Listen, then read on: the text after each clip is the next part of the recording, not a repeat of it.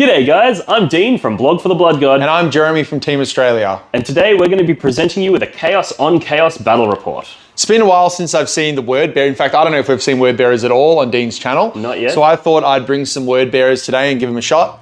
And I'm going to be doing this as part of my ongoing Chaos Masterclass series. I'm going to be presenting the World Eaters once again. So with that being said, let's get into the lists. Blog for the Blood God.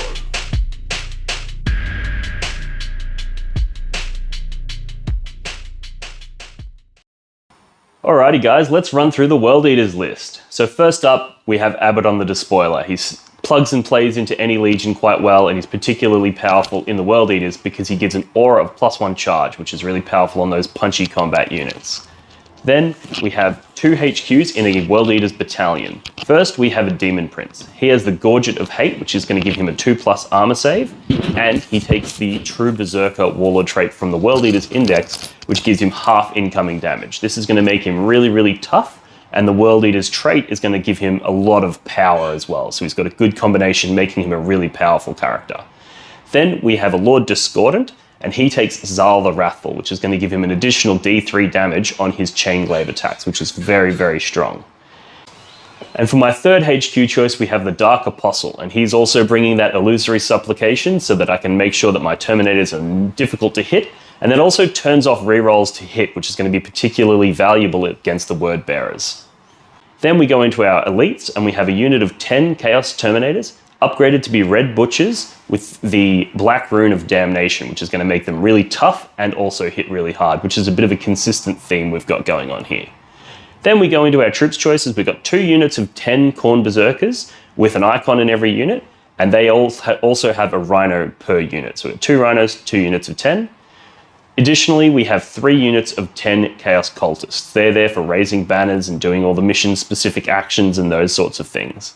And then we round the list out with a unit of 5 Warp Talons, and they're basically there to go in early and bully units. They can also go and raise banners early in the game that are further out of your deployment zone, so you're not relying exclusively on cultists.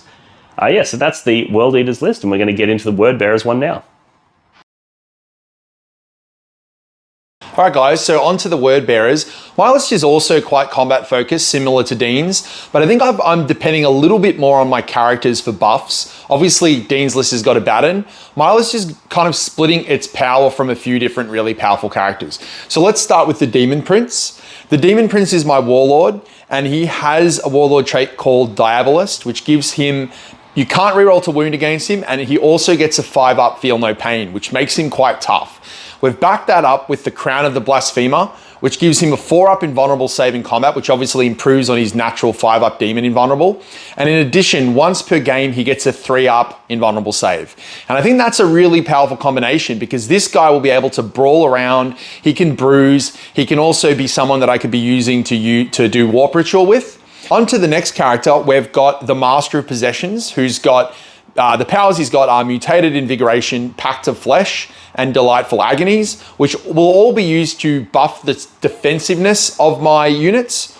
In addition, he's got the Liber Hereticus, which lets him cast all 3 of those powers, which is really powerful. Or if he, for whatever reason, doesn't want to cast one, he can sneak in that Sneaky Smite for that 3rd power. My third character is a Dark Apostle. He's got Illusory Supplication, which is basically means he can't be, whoever he puts it on, can't be hit on a 4 or better, and you can't reroll against that unit. And that's obviously very powerful, especially going into the modern meta, which has got a lot of rerolls to hit in it. In addition to that, the second pro he has is Blissful Devotion, which is the Slanesh one, which gives advance and charge to a unit that he can put it on in the command phase. And that's obviously very powerful, especially when we look at the list and some of those Slanesh units that are included in my list, such as bikes. In addition to his prayers, he also has a Warlord trait called Master of the Union. And that's a very interesting ability because basically he puts that on a unit in the command phase, and that Demonkin unit, so in my army it's predominantly going to be the Possessed, will gain +1 strength and an additional AP. Now into Dean, the +1 strength might not be super powerful, but the additional AP in against Armor of Contempt will be very relevant. So they're my 3 characters, and I've also got my last CP, that's 5 CP spent on all those things. I've spent my last of my pre-game CP on my Terminators. So we got the Terminators here, and they have the Black Rune of Damnation, which I think every unit of Chaos Terminators has got that these days. So at this point now, let's start talking through the rest of my list. So we've got that big brick of Terminators with the Black Rune of Damnation. In addition, we've got a chunky unit of 10 Possessed. They will be a brawler unit, and they will be a great candidate for the buff for the additional AP. In addition, they've got an icon. We also have 2 more units of 5 Possessed. One of them has an icon. That will help with our Word Bearer's secondary, which is to basically do an action in the center of the battlefield. So if you have an icon, it completes it at the end of the turn, so that will be useful there. We also have some bikes. We've got a unit of 5 bikes. They have an icon, and we have a unit of 3 bikes without an icon. Now, the unit of 5 bikes is strong enough to potentially get benefit from, obviously, the advance and charge buff, but it also can go and brawl around with some different units. The unit of 3 will be used more as just I guess a light kind of, a unit that can screen things, can just go and take objectives, just a little bit more of a support unit. Then we've got a unit of 5 Chosen. Now those Chosen, unlike the rest of the army, which is largely has the mark of Slanesh, except for my Demon Prince, which is the mark of Tzeentch, the 5 Chosen are mark of Khorne. That will give them a little bit more power and relevancy in combat. We then have a unit of 5 Legionnaires, which is just one of the mandatory troops choices.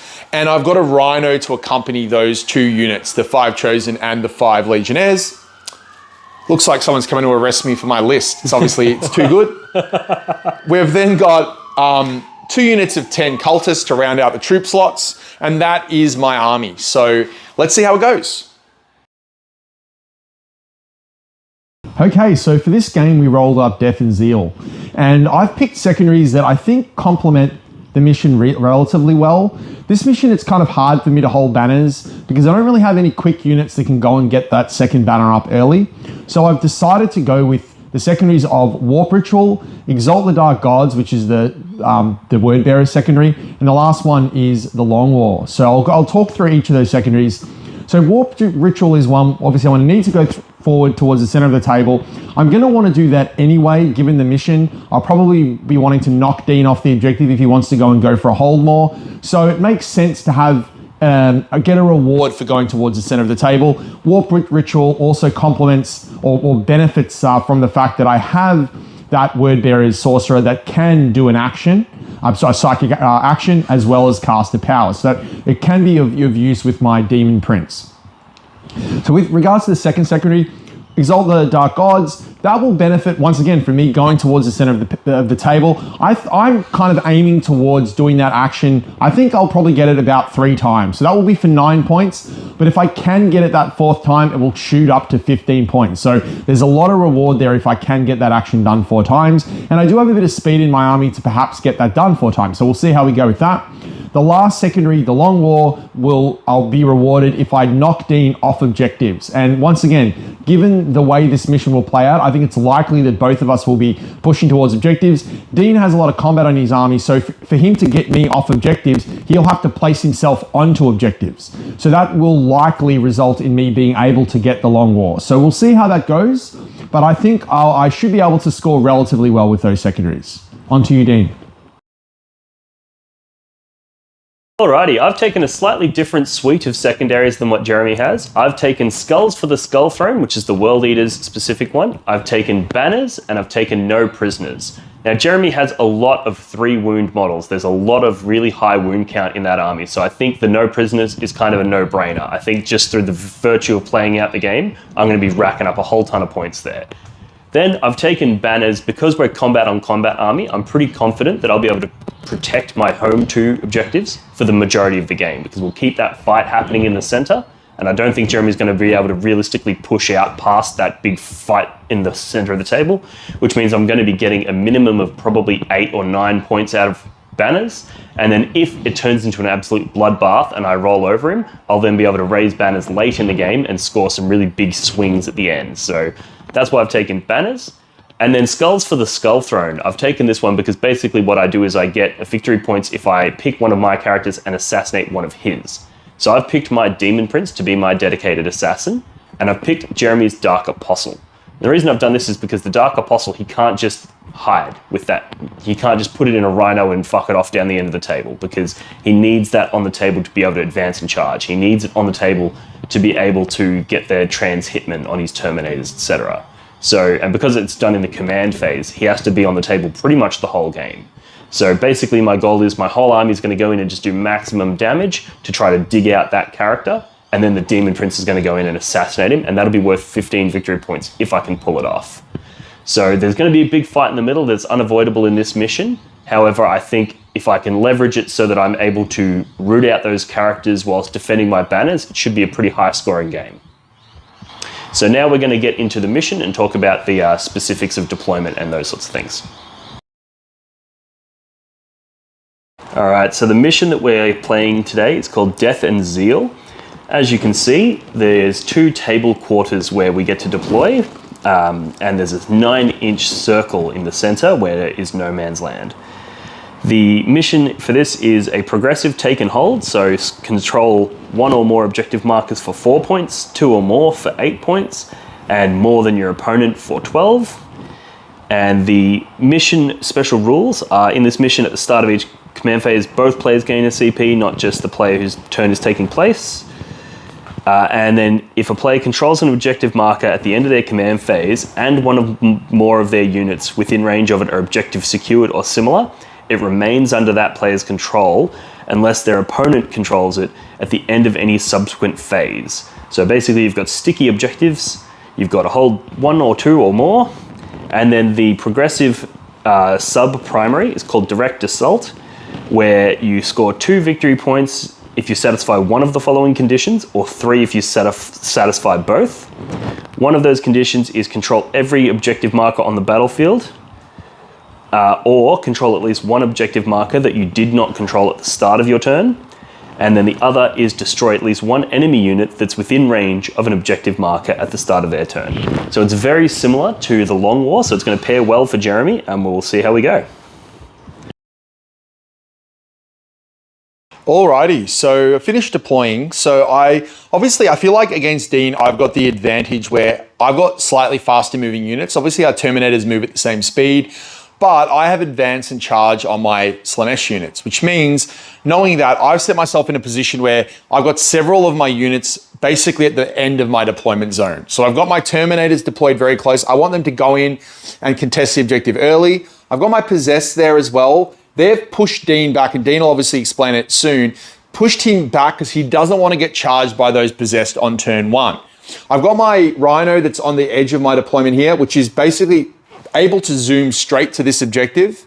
I've got cultists in there that Dean's going to show you in a second, where those cultists are able to also advance straight towards that objective. I've got another 10 cultists on my backfield objective. They're going to fan out and try to prevent those raptors from getting to them. On my right flank over here, you can see I've got my big bike unit that's also deployed aggressively. There, I don't think Dean's particularly scared of the bikes, but they might go and try to pick up the small units if they can. My 2 units of 5 Possessed and my 3 bikes are on the extreme flank. They want to go over there and shut down that objective early in the game. So I've put them in a position where they're able to advance straight towards there, which might force Dean to split his forces, and it might allow me to get that early center advantage. That's me. Alrighty guys, so my deployment was a little bit interesting. I basically pre-measured out the threat range from Jeremy's Possessed and those sorts of things so that he can't charge these Terminators with anything too scary in that first turn.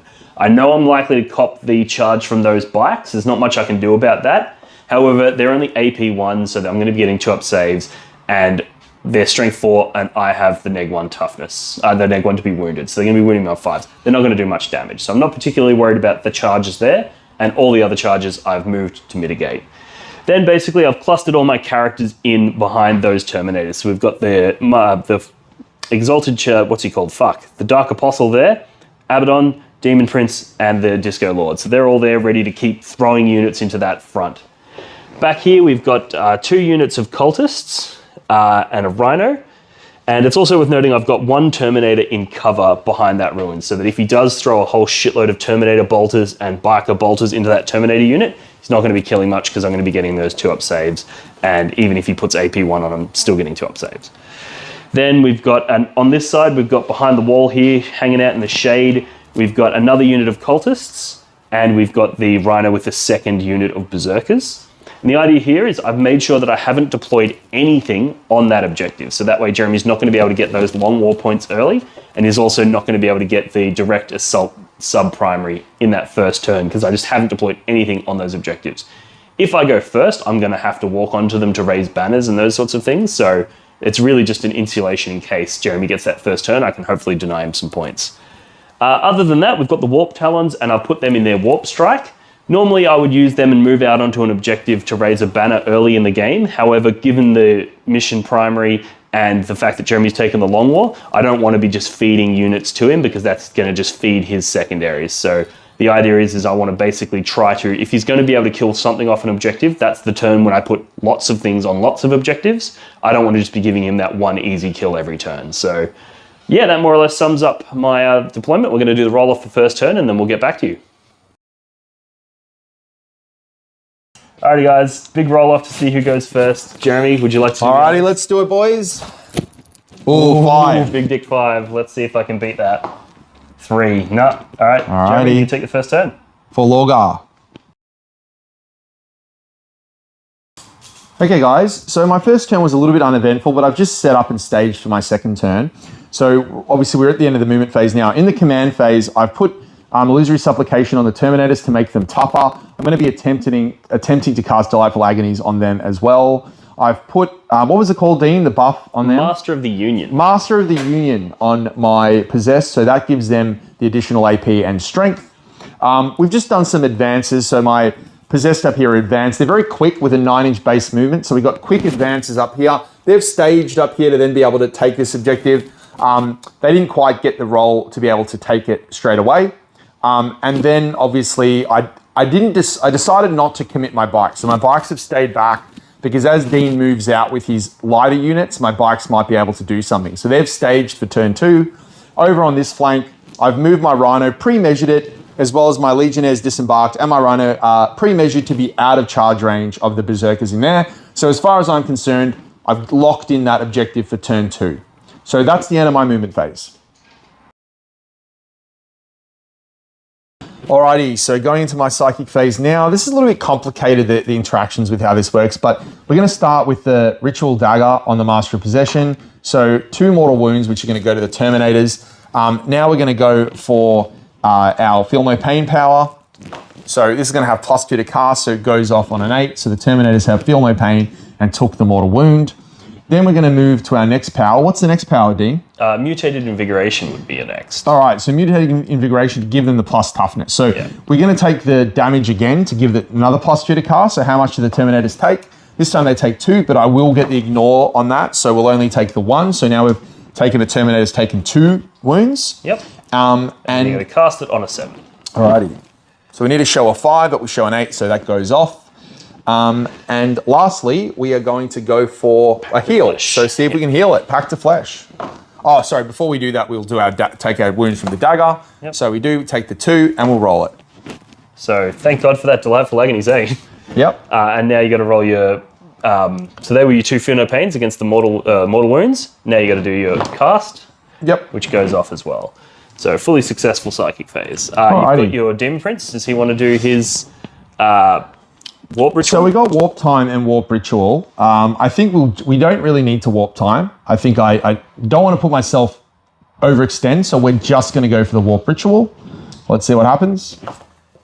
Goes off on a 7. All right, now I'm going to use Scorn of Sorcery, the World Eater's stratagem, to try to deny that on a 4+. That's not denied. Unlucky. Alrighty, so that's the end of my turn 1. I got my Warp Ritual first off. Obviously, it's good to see Dean not be able to deny that, and did cost him that command point. Did a little bit of fight, a few shots, didn't do anything with my Stormbolters. And in terms of the rest of my turn, pretty happy with how it went. Successful psychic phase, and that Terminator unit is very tough at the moment. So let's see how Dean reacts to that in his turn 1.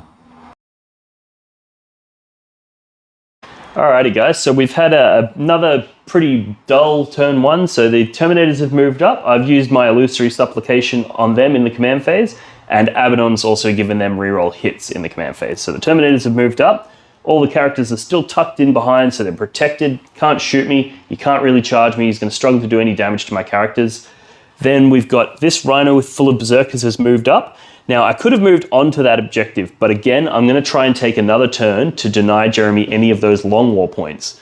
So I'm going to stay outside of range of that objective, but position myself so that I can jump on there in the next turn. Then we've done the same thing over here with this Rhino. It's basically advanced up this side of the table so that it's able to threaten that objective in later turns, but it's not going to be on there right now.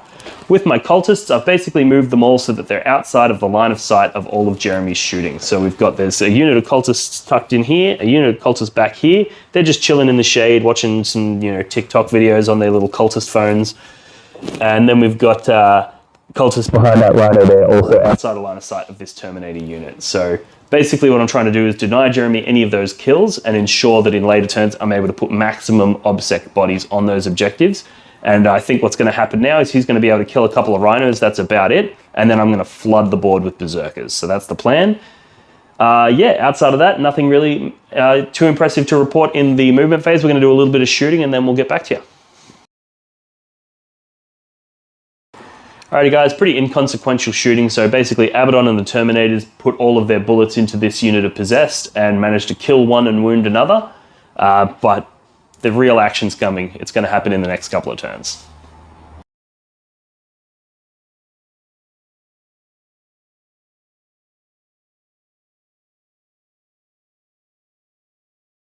So on to the start of my turn 2. So I've managed to score a 12 primary at the start of this turn because Dean's being so cagey, but also denying me points from Long War. So it's going to be interesting to see how that pans out.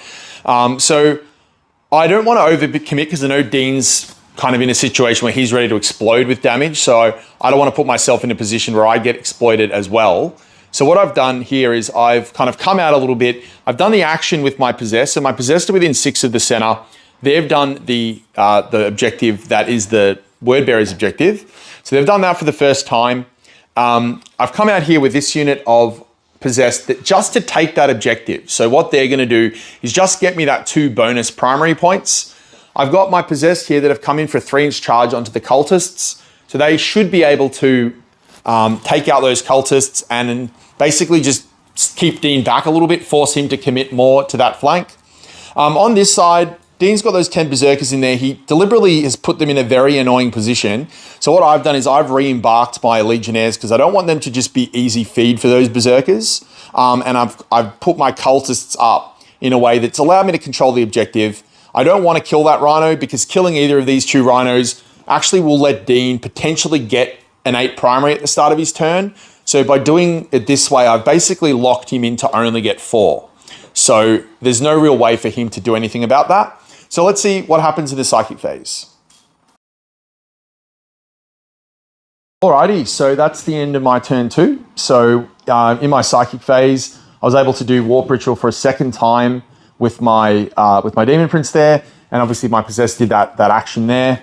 In the shooting phase, I put 4 wounds on Dean's Rhino just with my Stormbolters coming back. Over here, my Possessed, they made that charge and killed the 10 cultists, and they're just kind of chilling there. And then my other unit of Possessed obviously holding that objective. So pretty simple turn, but we're able to score the 2 extra bonus points this turn. But Dean has once again denied me Long War, so that's 2 turns where I haven't scored Long War. Alrighty, the World Eaters have come out to play. We've got a few interesting things happening this turn. So first up, Demon Prince has moved up forward and he's going to use his giant wings to fly over this in the charge phase with a good charge roll. And he's going to kill this Dark Apostle, which will be worth 15 victory points for me if I can pull it off. So that's a really big swing if I can do it. Then we've got the Red Butchers have moved up into the center here. They got the Illusory Supplication and the reroll hits from Abaddon. Not that the reroll hits is going to do that much because I'm probably going to end up getting into combat with his Illusory Supplication, but we'll see how that goes. Ideally, I want to use my Terminators to kill his Terminators. That's what I'm thinking. Because they don't have all of the buffs that he got from the Master Possessions and things like that, so I should be able to wipe them out. And both the Possessed and the Terminators are pretty much equally threatening to me, so that should be a pretty cool charge there. Then we've got the Lord Discordant. He's just moved up here so that he's staged ready to spring an attack either on the central objective or over here. What we've done over here is quite interesting. So this Rhino has moved so that it's hard up against this Rhino. Well, with the charge, it's going to be hard up against that Rhino, which will mean that the Chosen and the Legionnaires inside can't disembark out this side. Then the Berserkers that were inside that Rhino have moved here. They're going to charge and they're going to wrap around this Rhino, killing those cultists and making it so that that Rhino is still alive, which means that Jeremy won't be able to disembark the Legionnaires or the Chosen in his following turn, because he won't be able to place that's not within 3 inches of my Berserkers, and that Rhino will be wrapped, so it's not going to be able to move. So the goal is to basically lock them inside that vehicle whilst having a big messy combat happening in the middle, so that Jeremy will then have a hard decision on whether he chose to dig himself out of that big combat or whether he goes over here to deal with the Berserkers. Then over here, Abaddon has moved up. He's going to go for a charge into the Possessed over there, hoping to kill them off of that objective. Then we've got the Cultists. They've moved out from behind this ruin and put up a banner on that objective. Because their objective's secured, they control it and are able to raise a banner. And the Berserkers that were inside this Rhino have moved out to charge those Possessed. So there's going to be a lot of things happening this turn. But basically, I think I've put myself in a position where I can have multiple combats. Jeremy does have the 2 CP to interrupt, but I think the way that I'm going to be able to sequence these fights means that he's going to get minimal value out of that interruption. So, on the only other thing is these cultists back here that are hiding in the shade. They've just moved on to the back of this objective marker here so that I've got something holding that objective for future turns. And then basically in Jeremy's turn, I'm going to be on every objective, so I'm not going to be able to stop him from getting Long War next turn. But, you know, you can only stop people from that for so long. So, yeah, we'll get into some shooting and fight phases and we'll be back. Alrighty, guys, absolutely monstrous turn for the World Eaters. So, over here we had the Berserkers. They did their fights, killed all these cultists, and then with their pile-in moves, they were able to wrap this Rhino so the guys inside will not be able to disembark in Jeremy's turn. The Demon Prince made his 12-inch charge and got into a gap there that was able to kill the Dark Apostle. So that's 15 victory points straight out the gate. Fucking sick. The Terminators here, they charged his Terminators, remaining outside of engagement range of the Possessed so that they weren't able to fight. And I used a few different stratagems. I used one to give him +1 strength and exploding sixes. I used one to give him +1 AP. And then they basically went in and shredded the absolute fuck out of those Terminators, even through the Black Rune of Damnation. So that was really exciting and powerful. Dark Apostle fell over for some reason. Get up, buddy. Abaddon went in over here and killed those 5 Possessed that were there. Jeremy spent 2 CP to interrupt with the Possessed that were here and managed to kill 4 of my Khorne Berserkers before I struck. But on the strike back, I was able to kill that whole unit. One of the ways I was able to do that is when I charged the Rhino in, I made sure that I base contacted the Possessed that were at the back here, and that meant that they weren't able to pile in and join the fight against the Berserkers. Had I not done that, he probably would have killed more Berserkers, and therefore I might not have been able to kill him. So that was a really important play there. Other than that, Jeremy fought back with his Demon Prince here, which did 4 wounds to my Demon Prince. The True Berserker Warlord trait, halving that incoming damage, was really helpful, as was the Gorget of Hate, because it gave me a 4-up save against those attacks. And then the Master of Possessions, he put some attacks into me as well, didn't do any damage, and the Bikes put some damage into the attacks into the Terminators, and again, did no damage. So really, really happy with the way that turn worked. I think Jeremy's got a bit of a hole to dig himself out of now, so we'll see what happens and we'll get back to you.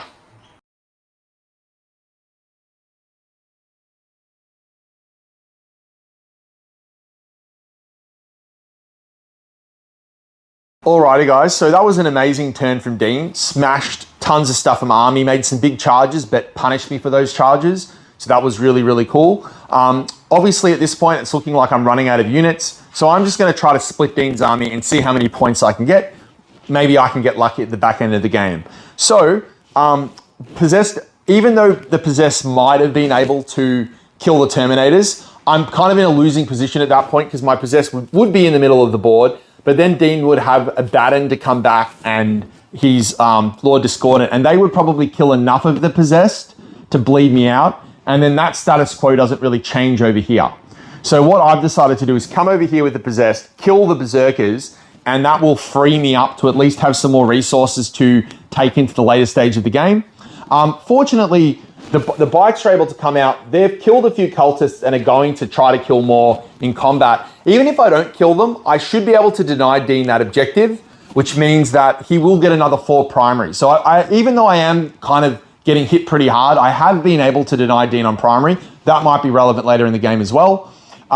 In the psychic phase, I did get some buffs on my possessed unit. I got Delightful Agonies. I gave them the +1 strength because the +1 toughness isn't really relevant with the breakpoints of the units over here. Although Dean did deny my psychic ritual using his stratagem, which is annoying because it's looking like that those 2 psychers might die now. So it looks like I won't get that 3rd cast of psychic ritual, which is really annoying. But Dean's done a great job to escalate the game and really force the issue straight away. So well done to Dean there. You can see over there my bikes obviously fell back a little bit. They're in a situation now where basically they're forcing Dean to split his forces. So I'm thinking he will go that way, but let's see how it goes. Let's see what happens in the assault phase.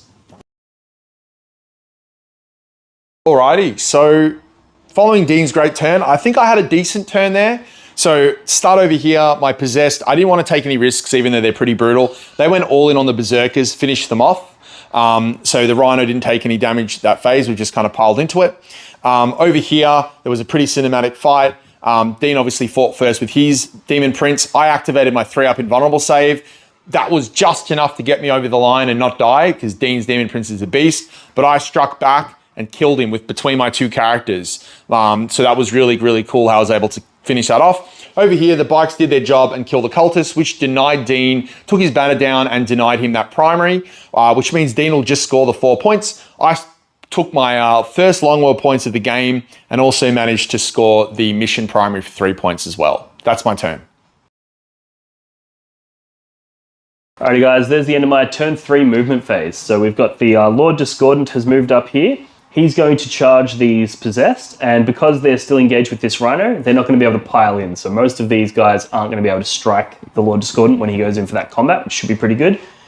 The Terminators, the Red Butchers, they've moved up here. Their goal is to kill both of these Psychers this turn and just take away Jeremy's ability to do any more damage with psychic attacks and take away his ability to do Warp Ritual. That's going to be a really important and really good combat. These cultists just chilling. They're going to just chill there forever. They're pretty much irrelevant. We've got Abaddon. He's moved up and he's going to basically charge and kill these bikers and then use his pile-ins and consolidates and whatnot to head down that direction. Those berserkers have just hopped onto that objective to raise that banner, to put that back up. My Dark Apostle is raising a banner in this central objective. So at the end of this turn, I'm going to have 3 banners back up, which is pretty good. And then the Warp Talons have dropped in over there. They're going to go hunt down those bikers. Jeremy's done a really good job of screening me out, so I can't hit the objective secured cultists in the back corner there. So basically, I'm going to go in with those Warp Talons, try and kill a couple of bikes. Should be good. And yeah, I think that pretty much rounds out my movement phase. So we're going to do some shooting and then some charges, and then we'll get back to you at the end of the combat phase. All right, so the end of an absolutely brutal combat phase. So between shooting and combat, the Terminators blew up both of those characters. Unfortunately, the Warp Talons failed their charge into the bikers over there. So that was a bit disappointing, and I did spend a CP to re-roll it, but failed anyway, which is annoying. However, the Lord Discordant went absolutely fucking insane, and he killed a total of 5 of that possessed unit, even through their fully buffed. So they were buffed toughness, they had the Delightful Agonies. Delightful Agonies, they had all that good shit, but I still managed to just kill a bunch of them. Jeremy didn't pass any of his 5-up invulnerable saves or any of his Feel No Pains. And when I was rolling the D3 plus 2 damage for his Chain Glaive, I was just rolling nothing but 6s and 5s, so getting those huge damage attacks. So that was really powerful. So it's worth noting with my Demon Prince last turn, I had him just off the objective, so Dean won't actually get any of the bonus primary this turn, which is a nice little bonus for me. No, I killed the bikes there. Oh, never mind. All part of the plan. So yes, so I killed the bikes there with Abaddon, and then he's piled in around this way. So that means I'm going to get the full bonus primary. I've retaken this central objective, so that's cool. Other than that, I think we're pretty good. Oh, we had a failed charge here as well. Yeah, that was disappointing. Suckers. So yeah, we'll go into the Word Bearer's turn 4.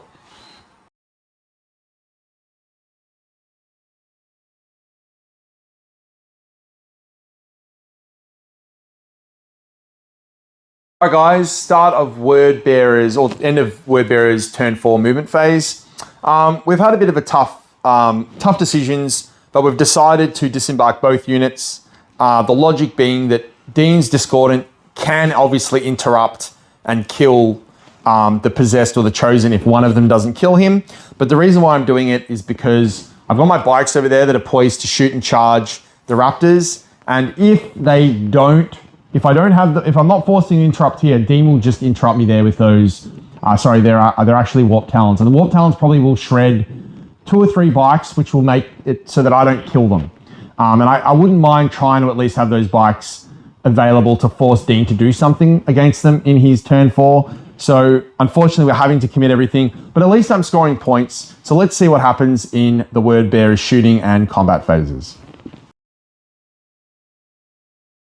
Alrighty, Jez, how was that fight phase for you, mate? All right, well, viewer, guess how many wounds the Lord Discordant has left? I'll give you a clue. It's somewhere between 1 and 1. So we spent 4 CP, we went Vets of the Long War, and we went the rerolls to wound. I rolled 25 attacks, whatever. I ended up on like 30 hits because I got really lucky with my explodes. And I ended up passing Dean about 25 wounds, or maybe more. And to be fair, he does have a 3-up save, so statistically it was going to be very close. But Dean did get there with a 3-up save. So I can't really complain, and that's the thing. I think it's a bit of a fallacy. A lot of people will complain when you actually go back and look at the maths. It was probably around a 50-50 whether it lived or died. It was probably around the middle of the bell curve there. So Dean happened to get lucky, which meant, well, when we say lucky, he got favorable outcome, which then meant that the Discordant didn't need to interrupt, just killed the 5 chosen. So that was... No, he did interrupt, sorry. He did interrupt. I used 3 CP, so I used 1 to make him neg 1 damage, which is really good against those possessed, and then the other 2, which was my remaining CP, to interrupt and kill a chosen. Yep.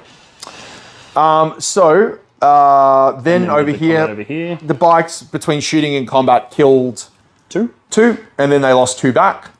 And then with my Legionnaires, I did a little tricky play there where I disembarked, charged the Rhino, but then I was able to string with my charge move towards the Terminators, and then because they were the closest unit for these couple of models, piled in towards there and actually took the objective off Dean because I'm objective secured, which also happened to get me my 2 bonus points. And also got me some long war points. So that was actually a really high scoring play there with the Legionnaires, but it is looking a little bit bad going into Dean's turn 4. So on to you, Dean.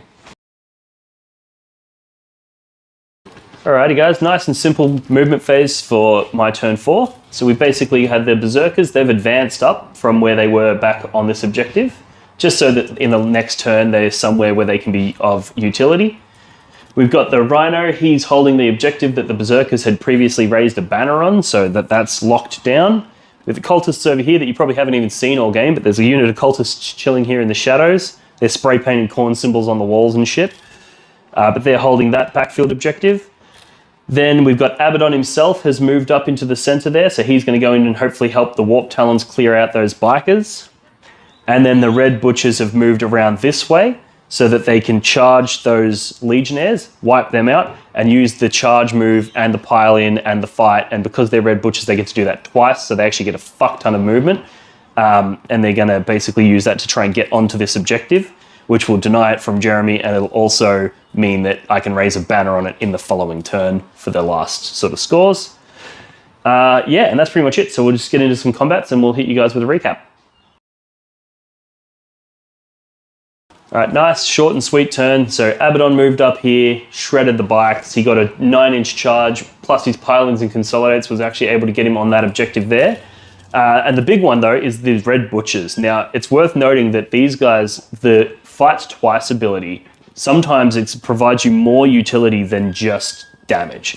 So because I was able to come up here, I was able to fight twice and use 2 lots of 3-inch pile-in and 2 lots of 3-inch consolidate. So for an extra 12 inches worth of move, plus their charge range, I was able to get this entire unit pretty much on that objective. So that thoroughly denies Jeremy this objective this turn. And it also means that if he tries to do any damage or shenanigans in his turn to try and get me off it, he's going to really struggle. So the Legionnaire's dead, Terminator's moved up, Biker's dead. So all Jeremy has left is a unit of 5 possessed and cultist unit. Let's see what he can do with them.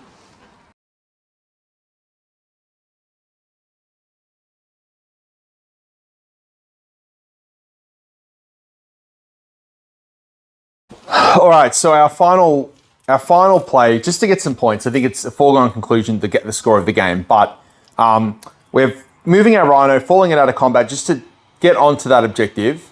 Our possessed have moved to a point where we've made a charge.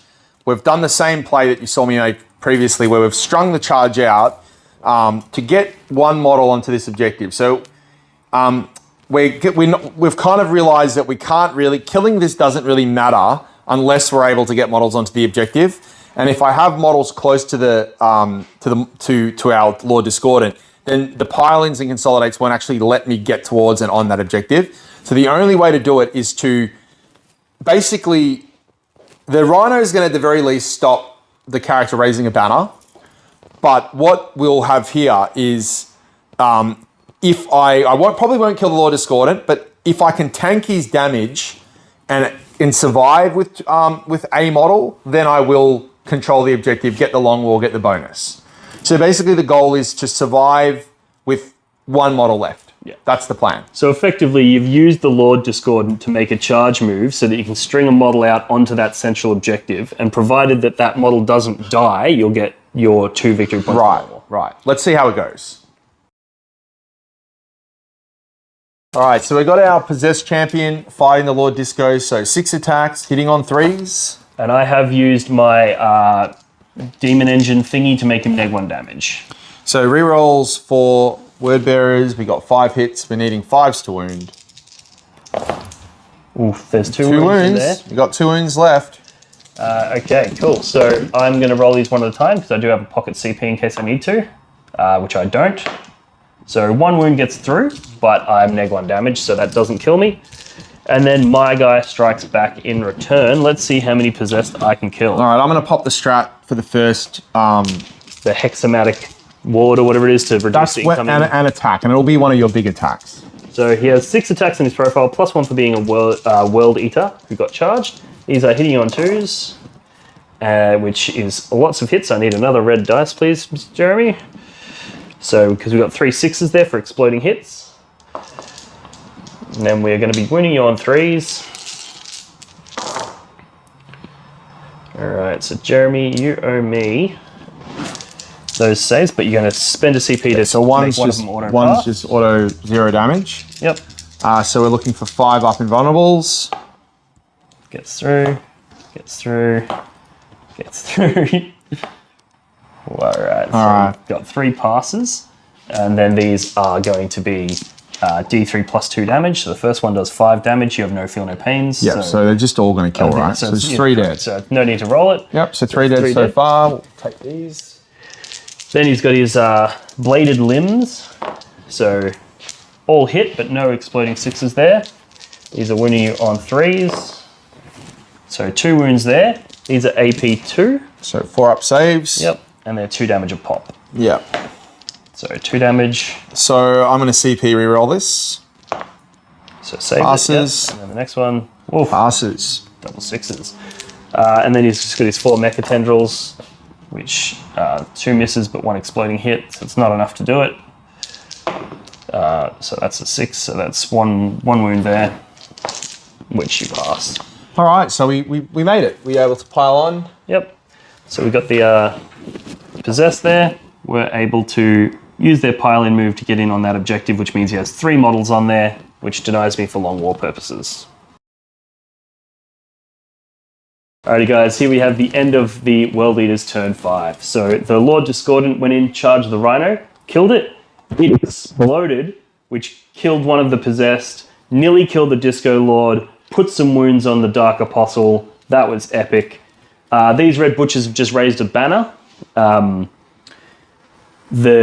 Berserkers here, they moved up trying to make a charge onto those possessed, but they failed. And then Abaddon and the Warp Talons went in and just shredded all the cultists that were holding that backfield objective. So at the end of the game, bottom of turn 5, there is you forgot the most important part. I did forget the most important part. The possessed that was survived fought and killed my Dark Apostle. So he went 1v1 versus a Chaos Champion. So I guess I just win because I hold the middle of the... Is that what... Well, we did I say win? at the start that it was going to be a fight over the middle, and technically speaking, you hold the middle. But yeah, so that wraps up the game. So we'll be back in a moment when we tally up the scores, and we'll hit you guys with a summary.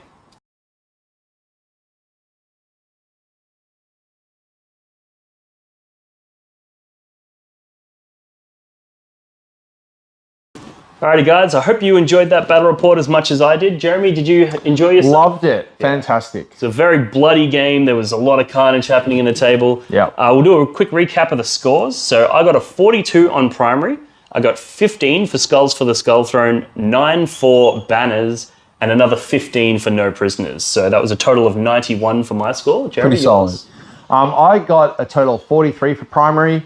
I got a 7 for the Long War, a 7 for Warp Ritual, and a measly 2 for Exalt, the Dark Throne. So I think the scores sort of swung there in the way that the World Eater's specific secondary outplayed the Word Bearers one. Yeah. So some takeaways from that game, I guess. The World Eater specific secondary is really good on a Demon Prince because he's got those wings. He can jump over things. He can get into those nooks and crannies of your opponent's army and dig out their characters. However, it's really only worth taking if your opponent has a necessary character. Yeah, true. Yeah, I think if you take it and they have something that they can hide or that they can run away with, or something that's insanely durable, like if your Demon Prince, for example, he's really tough, I probably wouldn't have been able to kill him. So so it's really good if you've got that specific matchup, but you can't bank on it, and it's not something that you can really, write into your list and expect to use in every game. So that's probably a takeaway from me. And the Red Butchers, they do just insane amounts of damage. I was able to kill all 10 of your Terminators in a single fight. Yeah, you didn't even need to fight twice. Like, the amount of damage that these guys put out is insane. And they're also just really tough when you've got the Black Rune on them. They're really hard to kill. So I think there probably an argument could be made that they're one of the best ways to wield Chaos Space Marine Terminators, even though they don't have access to the Master of Possession, so they don't get all the buffs, they don't get regeneration, they don't get all that sort of stuff. I think the fact that they just put out so much damage means that they're just fucking good. And they get the extra movement from fighting twice, which is pretty cool. Yeah, which you saw at the end of the game. I was able to essentially just zip up the table. And they also, extra strength, and they get all kinds of crazy stuff. So what were your thoughts on Word Bearers? This is your first time with the new Chaos Codex? Yeah, they're interesting. I think they bring some interesting things to the table. I really like that the Psyche of being able to cast 3 powers feels really strong. Obviously, picking Warp Ritual into an army that can just deny on a 4-up can be a bit risky. Yeah. But I think, obviously, me losing all my characters so early in the game was a problem as well. Yeah. I think that secondary Exalt the Dark Gods didn't turn out for me this game because the fighting happened so quickly. Well, obviously, there was that turn 1 where we both kind of staged, but then all my stuff died so quickly. I mean, that's probably what it came down to be honest. Yeah, I think the Word Bearers, because you're really heavily investing on that center of the table. You're saying, I'm going to go Warp Ritual, so I need my characters in the middle, and I also want to be exalting in the middle. If your opponent is better at you than holding the middle, which I would argue that the World Leaders are, because we're able to actually hit you and hurt you, then it kind of could be a bit of a trap.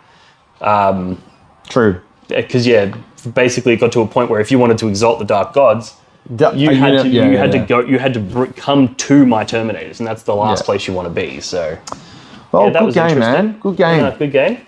And we'll talk to you guys in the next one. Thanks for tuning in. See ya. Walk for the Blood God.